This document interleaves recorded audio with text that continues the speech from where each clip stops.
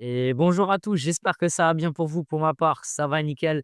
Dimanche soir, lors de la deuxième journée de la phase de poule de la CAN, on a le droit à Côte d'Ivoire, Cameroun. Match forcément très attendu puisque une victoire pour l'une ou l'autre équipe aurait déjà assuré la qualification en huitième de finale. Et les deux équipes qui se laissent sur un score nul, un partout, et tout se jouera donc pour la dernière journée. Comment les deux blocs se sont neutralisés, comment la bataille du milieu de terrain a façonné ce match nul et quelles solutions chaque équipe va tenter de mettre en place.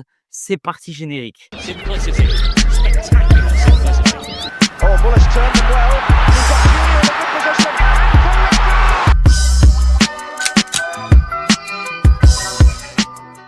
Récupération de Malone sur Bayo au milieu de terrain, conséquence du pressing des Camerounais avec deux blocs qui vont s'opposer avec une égalité numérique de 4 contre 4 dans l'axe. Et malgré cette égalité, le Cameroun va progresser grâce à sa capacité à conserver le ballon. Sa structure compacte autour du porteur de balle va aussi offrir des soutiens un peu plus proches et donc derrière de faciliter la circulation sous pression. Dès qu'ils vont progresser, les Camerounais dans le camp des Ivoiriens, les lignes vont s'étirer et la fixation à ce moment-là va être collective avec un ballon qui arrive sur l'aile, avec les milieux et les défenseurs ivoiriens qui vont être attirés, fixés. Yongwa positionné donc dans l'interligne qui va participer à cette fixation et qui va permettre donc derrière à Mbeumo d'être libre sur l'aile gauche. Statistique assez intéressante, tous les ballons perdus sur l'ensemble du match avec la Côte d'Ivoire qui a perdu 47 ballons au milieu de terrain contre le Cameroun 52 ballons au milieu de terrain. Ça montre aussi que le match a été vraiment discuté sur le milieu. C'est vraiment l'enjeu de ce match. Les Camerounais vont faire preuve de verticalité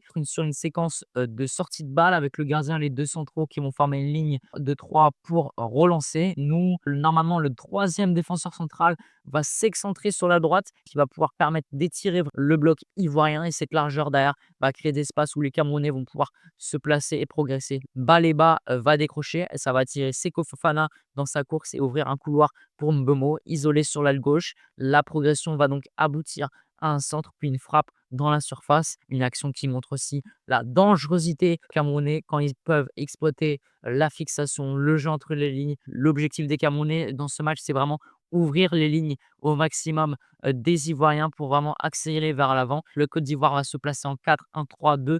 Ça va former un bloc médian assez compact, mais tiré sur la largeur avec une défense à 4.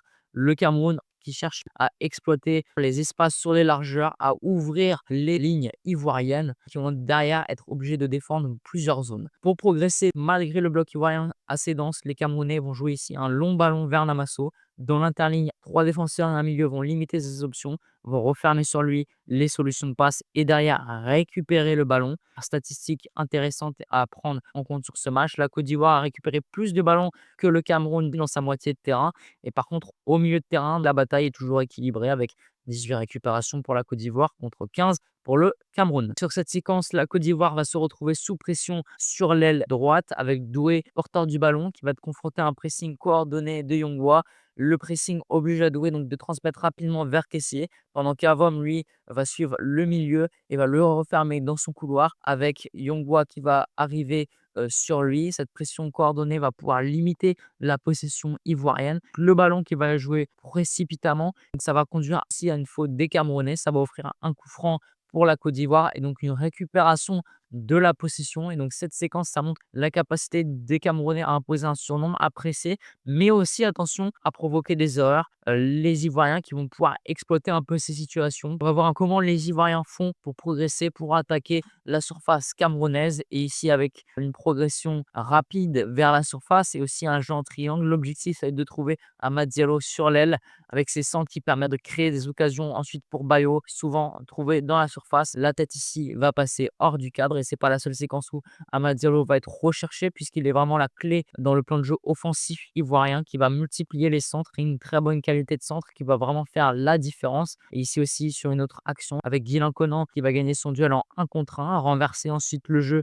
sur Amad Diallo. Pareil, une fois encore libre sur l'aile gauche et grâce à ce temps d'avance, Diallo va pouvoir déclencher un tir dans la surface. Le ballon finit au fond des filets avec un dernier exemple ici où le gardien ivoirien va jouer un long ballon pour contourner le pressing camerounais. Diallo va contrôler, centre sur Bayo, mais la tête ici ne va pas être cadrée. Diallo qui aura sur l'ensemble du match réalisé 4 passes clés les 30 derniers mètres. Ça va confirmer aussi son rôle de principal créateur dans les attaques placées ivoiriennes. On a vu que le Cameroun pouvait vraiment se montrer offensif avec sa très bonne conservation de balles, son jeu entre les lignes. La Côte d'Ivoire, elle, va s'adapter plus, utiliser les ailes avec des joueurs comme Amad Diallo pour créer du danger. Le milieu de terrain était vraiment la bataille de ce match avec de nombreuses récupérations, une possession 50-50. Résultat, un match équilibré où aucune des deux équipes n'a vraiment dominé. Chacune des équipes a su s'adapter et la qualification qui se jouera finalement dans la dernière journée pour ces huitièmes de finale de la CAN.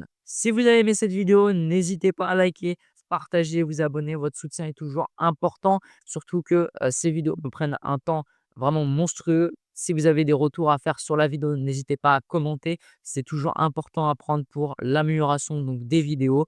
Et sur ce, je vous dis à la prochaine. Ciao!